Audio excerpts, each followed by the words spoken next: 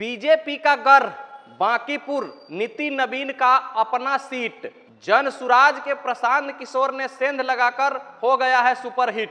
प्रशांत किशोर पीके, एक पीके मूवी में था जो अच्छों को ठीक कर दिया था, और एक पीके बिहार में है जो अब बदलाव का दौर लेकर आने वाला है बिहार में। बांकीपुर की जनता ने बिहार बदलाव का फैसला कर लिया है और इसकी शुरुआत बांकीपुर विधानसभा से हो चुकी है।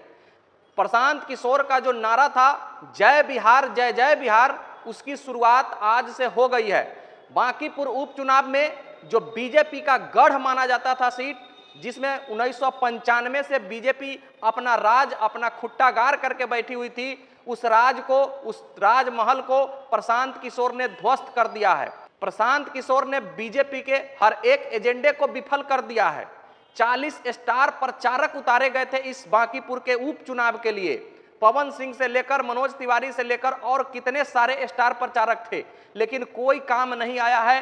बांकीपुर की पढ़ी लिखी जनता ने प्रशांत किशोर को अपना नेता चुन लिया है और 1995 से जो ये बीजेपी का गढ़ रहा है, जो ये नितिन नवीन का गढ़ रहा है, उसको ध्वस्त करके नया नेता अब प्रशांत किशोर हो गए हैं। 1995 से बीजेपी का जो अभी राष्ट्रीय अध्यक्ष है नितिन नवीन साहब, उनका ये सीट था। पहले उनके पापा जीतते थे यहाँ से, उसके बाद नितिन नवीन साहब ने 2006 से जीतना शुरू किया और एक तरफा जीतते थे। किसी का कोई यहाँ औचित्य नहीं रहता था दूसरे पार्टी का। उस जगह पर जाकर प्रशांत किशोर ने पर्चा डाला और 19,324 वोटों से बीजेपी के नीरज सिन्हा को परास्त कर दिया है और अपना खाता खोल लिया है विधानसभा में। बीजेपी का जो ये घमंड था, इसको घमंड कहिए या इसको विश्वास कहिए कि हम कुत्ते को भी टिकट दे दे बांकीपुर से, वो भी जीत जाएगा। आपने कुत्ते के समान ही कैंडिडेट उतारा था। नीरज सिन्हा को कौन पहचानता है भाई? नीरज सिन्हा का हार ये बताता है कि बीजेपी को यहाँ पर अच्छी कैंडिडेट उतारनी चाहिए। 44,827 वोट बीजेपी के कैंडिडेट नीरज सिन्हा को आया है। ये नीरज सिन्हा के चेहरे पर नहीं आया है, ये बीजेपी के चेहरे पर आया था, लेकिन कैंडिडेट उस लायक नहीं होने के कारण जनसुराज के हीरो, जनसुराज के संस्थापक प्रशांत किशोर साहब ने इस चुनाव को जीत लिया है। और विधानसभा 2025 के चुनाव में एक भी खाता नहीं खुला था पूरे जनसुराज का, लेकिन उपचुनाव 2026 बांकीपुर में प्रशांत किशोर ने अपना पर्चा भरा और खाता खोल लिया है। मतलब विधानसभा में बैठने के लिए ये काफी हो गया है प्रशांत किशोर साहब को कि हाँ, अब हमारा मुद्दा सरकार के सामने रखेंगे।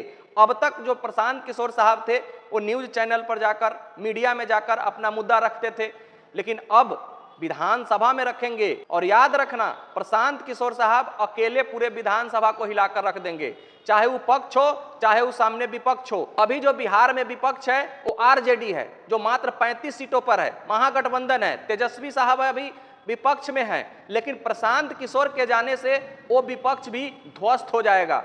अब बीजेपी बनाम जनसुराज चलेगा विधानसभा का सत्र। आरजेडी इसी जीत के साथ समझिए अब विलय हो गया।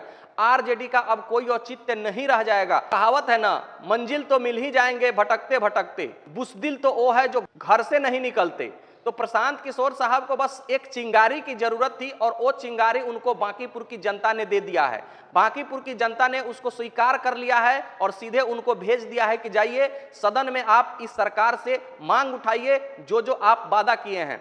6 महीने पहले 2025 में जो चुनाव हुआ था बिहार विधानसभा का, उसमें जनसुराज का खाता भी नहीं खुला था। इसी बांकीपुर सीट से नितिन नवीन साहब, जो अभी बीजेपी के राष्ट्रीय अध्यक्ष है, वो चुनाव आसानी से जीते थे, फुल बहुमत के साथ जीते थे, एक तरफा चुनाव जीते थे। लेकिन ये 6 महीने में आखिरकार ऐसा क्या हुआ जो बांकीपुर की जनता ने सीधे नकार दिया बीजेपी को? क्या गलती किया बीजेपी? क्या जंतर मंतर का जो प्रोटेस्ट था उसमें जेएनजी का मार होना, जेएनजी को मार खाना, या नीट प्रोटेस्ट में या नीट का पेपर लीक होना, या सम्राट चौधरी का जो 100 दिनों का अभी कार्यकाल आया है, इसमें कुछ ऐसा उठापटक होना, सम्राट चौधरी की तरफ से कुछ खास काम नहीं कर पाना, क्या यह बीजेपी का घाटा का सौदा हुआ है? बीजेपी के लिए यह सोचने वाली बात है कि आखिरकार हम गलती कहां किए जो 6 महीना में यही जनता 6 महीना पहले हमको सर आंखों पर बिठाया था और 6 महीने के बाद सीधे हमको उतार करके फेंक दिया है। तो बीजेपी का जो ये गढ़ था, इसमें हार होना बीजेपी के लिए बहुत बड़ा सदमा की बात है। भले लोग कहेंगे कि ये उपचुनाव था, इससे क्या मतलब है, एक सीट हार ही गए तो नहीं। ये बदलाव का दौर अब शुरू होने वाला है। अब बिहार की जनता जग चुकी है। ये बांकीपुर में प्रशांत किशोर की जीत ये बताती है कि बिहार की जनता धर्म, जात पात इस सब से उठ करके अब वोट कर रही है। अब हर जात को वोट कर रही है। अब वो जातिवाद का जमाना गया। वो 2000, 2005 और 1995 का जमाना था कि हमारे जात के नेता है तो हम इसी को वोट करेंगे। बिहार की जनता भी जागरूक हो चुकी है और इसका ये सीधा साधा उदाहरण है कि प्रशांत किशोर जिस मुद्दा को लेकर चल रहे हैं उस मुद्दा में अगर वो कामयाब होते हैं तो आने वाले दिनों में वो अभी तो विपक्ष में बैठेंगे, वो पक्ष में भी बैठ सकते हैं। जनसुराज में वो ताकत है, प्रशांत किशोर साहब में वो ताकत है। प्रशांत किशोर साहब तो अब तक किसी के सहयोगी बनकर बहुत सारे चुनाव जिताए थे, बहुत सारे सरकार बनाए थे, बीजेपी के साथ भी काम किया है। तमिलनाडु में विजय को मुख्यमंत्री बना दिया। लेकिन अब बिहार में खुद इनकी अपनी सरकार होनी चाहिए जिसके लिए वो घर घर जाकर मेहनत किए थे। प्रशांत किशोर एक ऐसा नेता है जो हर गली, हर मोहल्ले, हर चौक से गुजरा है। बाकी कोई नेता हर गली, हर मोहल्ले, हर चौक से नहीं गुजरा होगा। 2025 के विधानसभा चुनाव से 2 साल 3 साल पहले से वो हर एक घर कैंपेन किए थे और ऐसा नहीं है कि उनका परफॉर्मेंस खराब था 2025 के विधानसभा में। बस उनकी कोई कैंडिडेट जीत नहीं पाई थी, लेकिन वोट परसेंटेज अच्छा खासा आया था, अच्छा खासा वोट काटा गया था। तब जनसुराज की तरफ लोगों का आकर्षण पहले से था। भले वो जीत नहीं पाए, पहली बार चुनाव लड़े थे, लेकिन अब जनसुराज का खाता खुल गया है और वो अब विधानसभा में बैठेंगे और अब बीजेपी सरकार को चैन से नहीं बैठने देगा।